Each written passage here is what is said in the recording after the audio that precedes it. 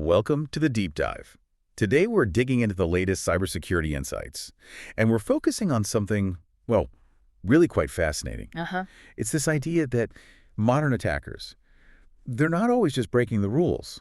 Sometimes they're actually following them, maybe even better than we do. Exactly. Exploiting how systems are designed to work. Right. How systems working by design can quietly, open doors to risk.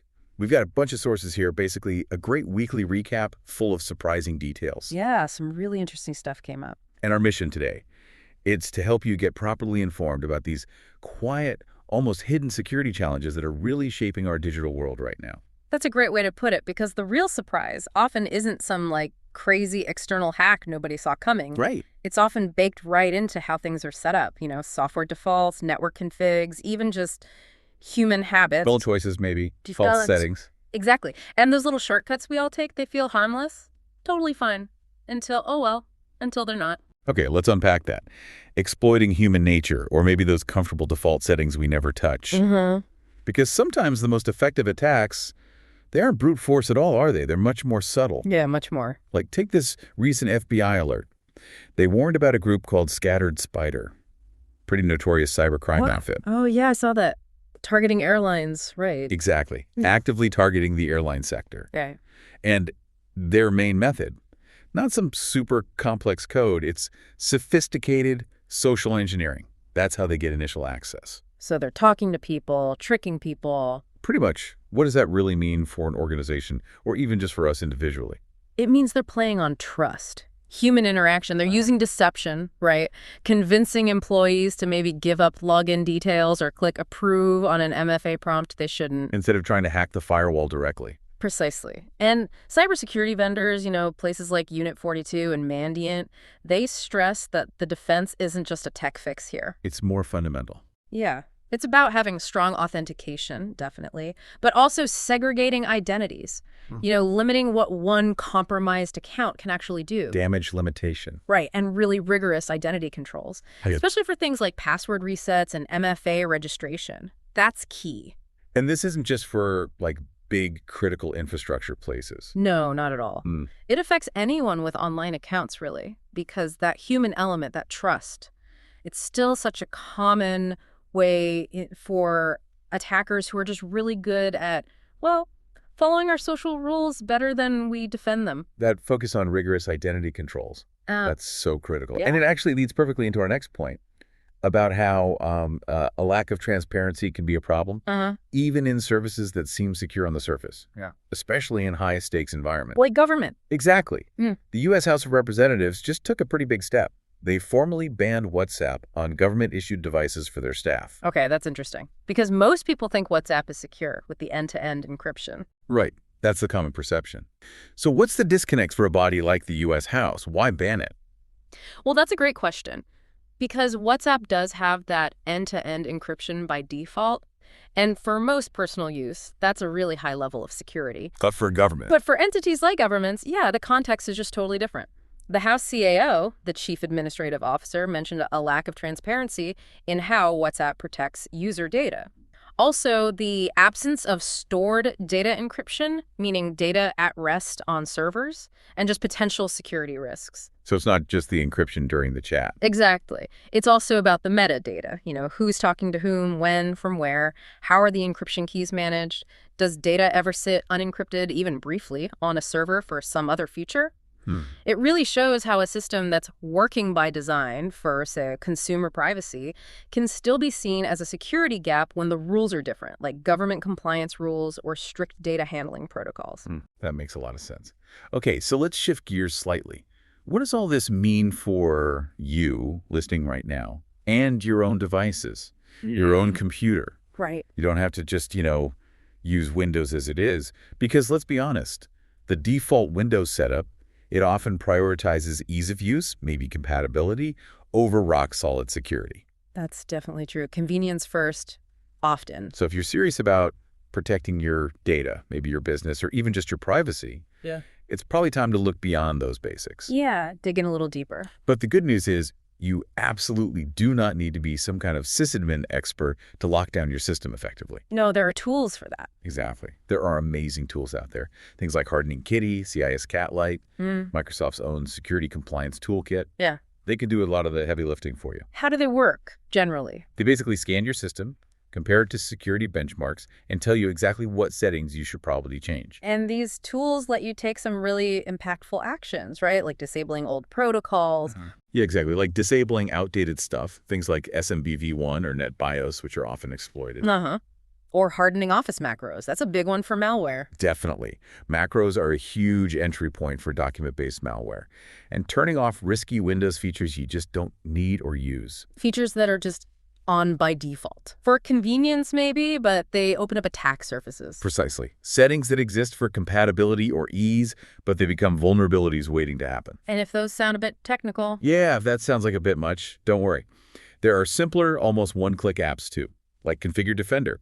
It lets you max out the settings from Microsoft Defender, the built-in antivirus. Turn on hidden advanced rules. Oh, neat. And tools like WPD or Oh No Shut Up 10 plus blah plus out. They help you cut down on Windows tracking, bloatware, junk settings, often in just minutes. Kind of like the secure mode switches Microsoft maybe should have included. Exactly. Think of it that way. This is all about empowering you to cut off real-world attack paths. Things like phishing payloads getting through, malware hidden in documents, or attackers moving side to side inside a network once they get one foothold. That lateral movement problem. Right. And you could do a lot of this without needing to become a sysadmin overnight. Small changes can have a really big impact. Absolutely. Okay, now here's where things get, well, really interesting, I think. The sheer adaptability, the persistence of cyber adversaries.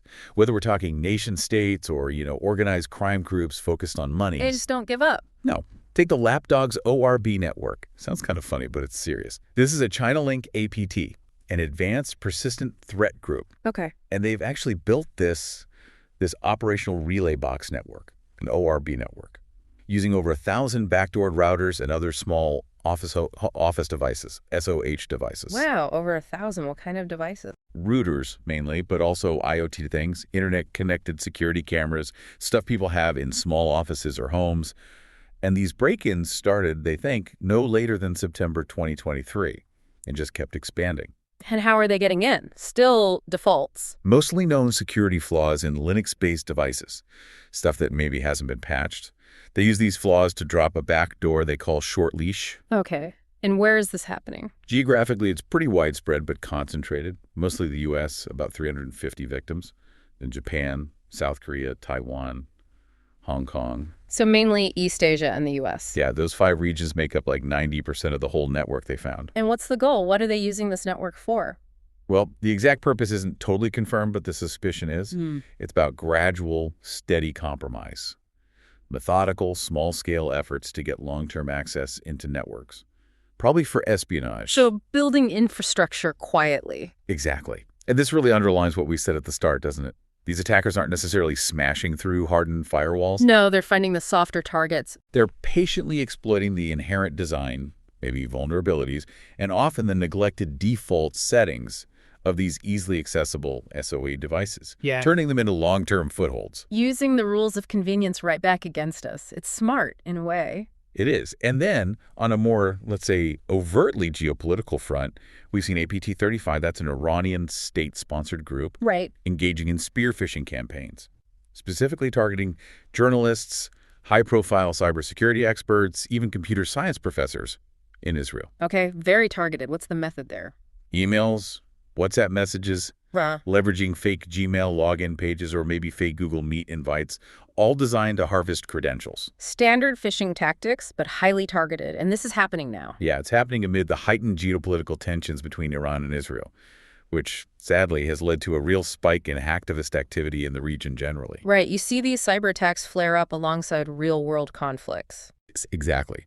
Reports indicate something like 170 hacker groups attacking Israeli targets, many after the conflict escalated, and maybe 55 groups attacking Iranian targets. So it really shows how these real-world conflicts just spill directly over into cyberspace. Highly personal, politically motivated attacks. Definitely. And that idea of adversaries adapting and persisting, it carries over into the cybercrime ecosystem itself. The marketplaces. Well, yeah. But first, another bit of clever malware. The UK's NCSC detailed this thing called authentic antics. Authentic antics, okay. Yeah. This malware actually runs inside the Microsoft Outlook process itself. Inside Outlook, how does that work? It displays these periodic but malicious login prompts. They look real, designed to steal your credentials and also those temporary access keys, OAuth 2.0 tokens. Ah, the tokens that let apps access your email without needing your password constantly. Exactly. So it steals those. But here's the really sneaky part. Yeah. The stealth factor is pretty high. Once it has the credentials or tokens, it steals the data by basically logging into the victim's Outlook on the web account using the official Outlook API. Okay. And then it sends an email with the stolen data to an address the attacker controls. Right. Standard exfiltration. But the key detail, these emails do not show up in the victim sent folder. Oh, wow. So you never know the email was sent from your account. Exactly. Makes detection way harder. It's using the email system by design, again, but to hide its own tracks. Really insidious way to maintain persistent access. That's clever. And worrying. Right. Yeah. Okay, now on to those illicit marketplaces you mentioned.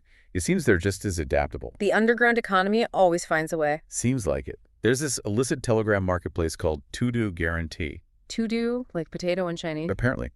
Anyway, it's emerged as the kind of main winner after some other big ones got shut down. Huioni Guarantee and Jinbi Guarantee. Ah, yeah, those were huge.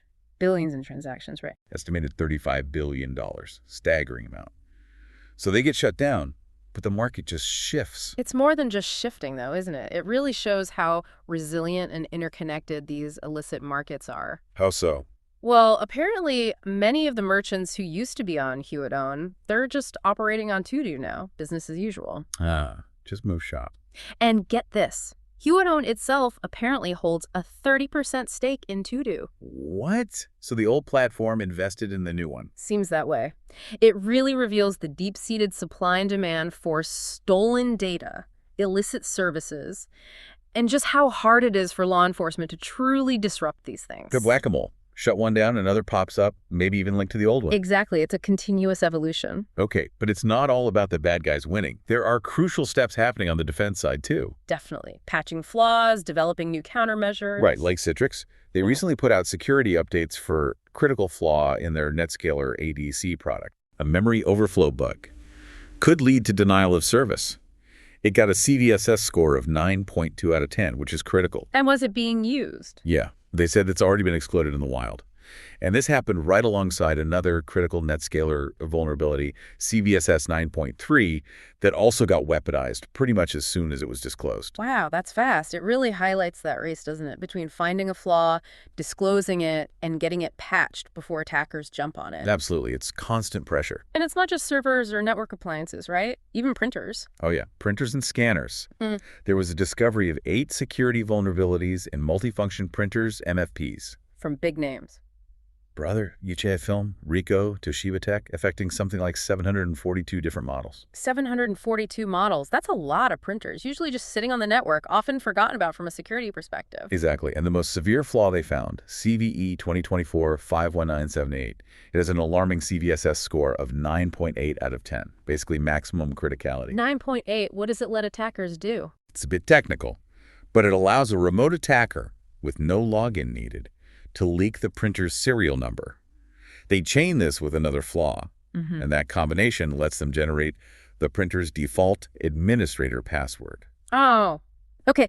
Getting the admin password for a printer, why is that so bad? What can you really do? Well, it matters hugely, actually, because with the admin password, an attacker can completely reconfigure the device, maybe route print jobs somewhere else, access stored documents. Or use it as a jumping off point into the rest of the network. Exactly. Abuse functionality meant only for authenticated users. Stepping back, like you said, it reveals this critical blind spot. These devices often sit behind the firewall. We trust them. Yeah, they're inside the network perimeter. But they can be major entry points if compromised. Often less scrutinized than servers, but potentially giving attackers similar, maybe even greater, access once they're inside. It's another case of how systems by design are trusted internally, but that trust can be totally abused. Really highlights the need for security audits to cover everything on the network. not just the obvious stuff. Definitely. And looking even further ahead, thinking about building more secure systems, CISA and the NSA have actually called for adopting memory-safe languages. Ah, like Rust. Exactly. They put out joint guidance recommending languages like Rust, specifically to mitigate memory-related vulnerabilities. What are these memory-safe languages exactly, and why are they so important? So memory-safe languages, or MSLs, like Rust, they have built-in safety features, things like bounds checking, making sure you don't write data outside allocated memory, automatic memory management, ways to prevent data races and concurrent code, runtime safety checks. Okay. And how does that help security? It actively protects against a whole class of really common, really dangerous bugs, things like buffer overflows, use after free, vulnerabilities that plague languages like C and C++ and are constantly exploited by attackers. So it's about preventing the bugs from happening in the first place. Pretty much. Now, there are challenges, of course. Integrating with older systems, potential performance impacts sometimes, the availability of tools and libraries compared to C++ phone. But it's a strategic move, building more secure software from the ground up by design, eliminating entire categories of bugs. That makes sense. Okay, and for something truly wild, almost out of a spy movie, Uh-oh. What now? there's a new side-channel attack technique called smart attack, demonstrated using smartwatches to steal data from air-gapped systems. Wait, smartwatches stealing data from air-gapped systems. Air-gapped means physically isolated, no network connection, right? How is that even possible? I know, right? What's fascinating here is the sheer creativity attackers have. It forces us to constantly rethink what a secure perimeter even means anymore. So how does smart attack work? It uses the built-in microphones on regular smartwatches. The mics for listening. Yeah, to capture covert signals sent out in the ultrasonic frequency range, like 18 to 22 kilohertz, stuff humans can't hear. Okay, so something is transmitting ultrasonically. Right. The threat model assumes there's already malware on the air-gapped computer. That malware takes sensitive data and transmits it using the computer speakers, but in that ultrasonic range. Ah, I see. And the smartwatch. If a compromised smartwatch is brought near the air-gapped machine, maybe worn by someone inside the secure room, its microphone picks up those ultrasonic signals. The watch then decodes the data and forwards it out, maybe over Bluetooth or Wi-Fi later, to the attacker. Wow. That's ingenious. And scary. How effective is it? They apparently managed to transmit data over about 6 meters, so nearly 20 feet, at a rate of 50 bits per second. Not super fast, but enough to leak passwords, keys, small sensitive files over time. Incredible. It really highlights unexpected risks from devices we just wear every day, especially in high security places. Totally. Mitigations are kind of what you'd expect. Maybe just banning wearables in secure zones, deploying ultrasonic monitoring or jammers, or even physically disabling audio hardware on sensitive systems. It's just mind-boggling that your watch, designed for fitness tracking or notifications, could become an exfiltration tool without you having any idea. Right. Okay, so beyond all the tech stuff, there's also a strong human element we need to touch on. International law enforcement, geopolitics playing out online, and fundamental questions about data privacy. Yeah, the human side is always intertwined. For instance, French authorities reportedly arrested 5 high-ranking members of breach forums. Ah, the Data Leak Forum. That's a big takedown. Yeah, a really notorious hub for selling stolen data, cybercrime tools. They apparently got someone known as Intel Broker, leader identified as Kai West. And the forum is now offline. Seems like a significant win. It sounds like it. How did they track him down? Details are still emerging, but reports say the FBI traced a Bitcoin wallet back to West, exposing his identity. He's facing serious charges, conspiracy for computer intrusions, wire fraud, looking at up to 50 years in prison potentially, and the U.S. wants him extradited. Wow. And the damages? Authorities estimated he caused more than $25 million in damages worldwide. So, yeah, it shows law enforcement is persistently going after these guys. And yet, sometimes we see such a stark contrast depending on where these actors are. Like with the REvil arrests in Russia? Exactly. Remember that. Yeah. The 4 members of the REvil ransomware group, they were found guilty in Russia of financial fraud, cybercrimes, sentenced to 5 years. Okay. But then they were released after a court decided their sentence basically amounted to time already served, which was less than 3 years in detention. Released. After being found guilty of major ransomware activity. Yep. Compare that to another REvil member, Yaroslav Vasinksi. He was extradited to the U.S., sentenced to almost 14 years in prison, and ordered to pay back $16 million. That's a huge difference. What does that disparity tell us about fighting cybercrime globally? Well, it really shines a light on the massive challenges of international cooperation, doesn't it?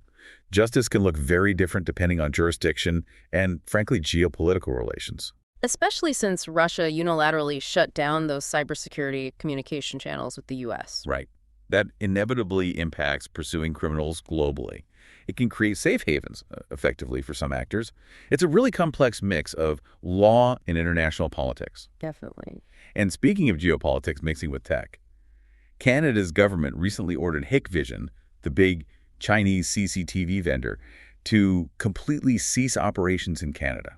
Wow, cease operations entirely. Why? They cited that its continued operations would be injurious to Canada's national security. The order also prohibits buying or using Hikvision products in government departments and agencies. Okay, and Hikvision's response? They said the allegations are unfounded and the decision lacks a factual basis, procedural fairness, and transparency. But what does a move like this mean for the bigger picture?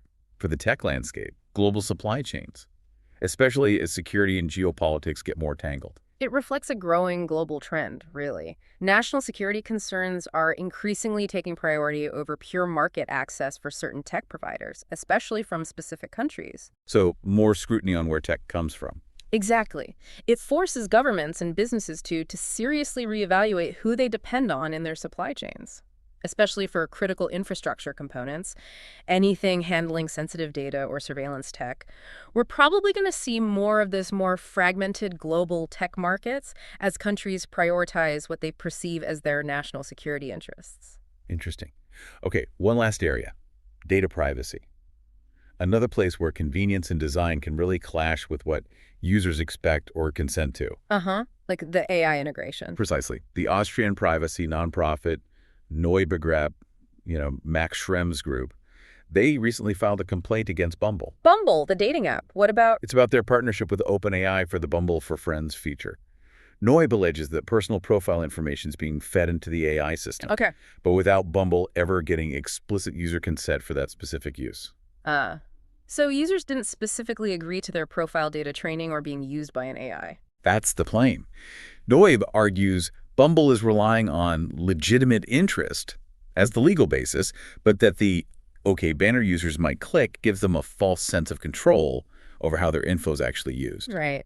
That tension between innovation, making features cool, using AI, versus robust data privacy and genuine consent, it's huge right now. Especially as AI gets baked deeper and deeper into apps we use every day. Yeah, it's a critical area to watch. How companies navigate the legal side, the ethical side of using our data for AI, often relying on defaults or maybe broad terms in the privacy policy that, let's be honest, most users don't fully read or understand. Wow, okay. What a deep dive this has been. We've covered so much ground today. We really have. From those subtle threats hiding in default settings, the way systems are designed, all the way to sophisticated tactics from nation-states, organized crime. Yeah. And then the crucial efforts on the defense side, law enforcement. Yeah, it's a wide spectrum. It really reinforces that idea, doesn't it? It's not always about needing to fix everything instantly. Sometimes it's just about understanding where the cracks are. Even those quiet, unassuming ones we talked about. Precisely. And knowing where those cracks are, that really is half the battle. This kind of information empowers you listening now to actually take action. Right. Whether it's just a quick check of settings on your own computer or maybe pushing for a deeper policy rethink in your organization, remember, those small steps, they genuinely add up to a big impact in security, especially when you understand how attackers are leveraging the designs we rely on. So as you go about your week, maybe ask yourself this. What overlooked default setting in your own digital life might be quietly opening a door to risk without you even realizing it?